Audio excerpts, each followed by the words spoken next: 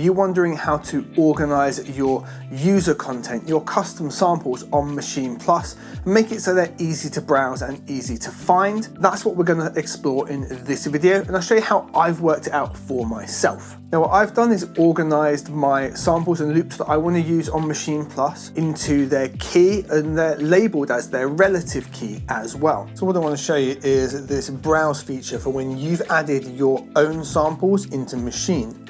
Check this out. If we go into browse, like normally you've got your projects and whatnot. If we tap on user, obviously it gives us our projects, and we want to hammer this all the way along to one shots. Now the one shots down the side here are just all sporadically collected, right? What I've managed to do is just do a really simple folder system. If I scroll down to user content here, we can then go all banks, and I've done them in key with their relative key or breaks.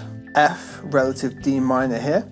I then get sub banks. I can do sub banks of bass loops, drums, hits, or loops. And all the loops here are going to be in F. And then they're just filtered out automatically for me. So let me just show you how that works and how you can do that for yourself. So we don't do that on the Maschine software or even the hardware. It's actually all contained within the SD card for Maschine, and we just organize it on the Mac or PC. And I'll show you the folder system and how I went about organizing the samples I wanted to be in there. So as we can see on my desktop here, I've got the Maschine Plus SD card. It's just in the back of the iMac in my case. However you hook it up, we're going to double click on it, and what I want to show you is the folder hierarchy inside here. So we're going to go to native instruments, fly ourselves down to user content just here, and from here you can really see what I've done and how simple it actually is. We've just got a folder naming system. Now I've got a sporadic one called samples we can put other bits into, but otherwise they're named in their key and their relative key, so B minor, relative D. Eventually I will have it all organized out though.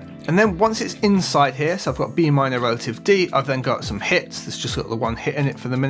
Same for the vocals, and I've just split those out like that. In some of the others, I've split it out a bit more where I've got some separate bass hits and bass loops that I'm working with. I'm just going to show you a simple search method and some things that have worked for me on Mac. If I jump on my sample archive here, get this other library up, and we're going to go sample archive. What we can do really simply, let's say we want to add to this G sharp folder here. If I want to find everything in G sharp, I'm going to make sure I've got the sample archive selected. Now if I just bash in G sharp, it brings up a whole combination of things, and any kind of file that contains a G sharp, major, minor, whatever. What I've found really useful is if we put something like a space before it, just like this, because most of the naming conventions are going to split it out. The other thing is in group, we can do it as kind, and that way when we find our WAV file, we've got everything blocked out as WAV as well. If you have any questions, throw it in the comments down below. I do my best to get back to everybody. And if there's anything else you wanted to know about Maschine Plus,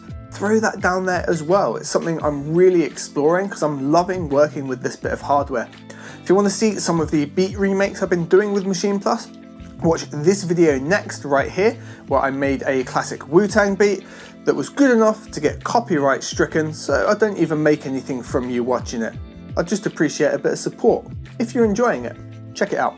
See you guys on the next one. Take care.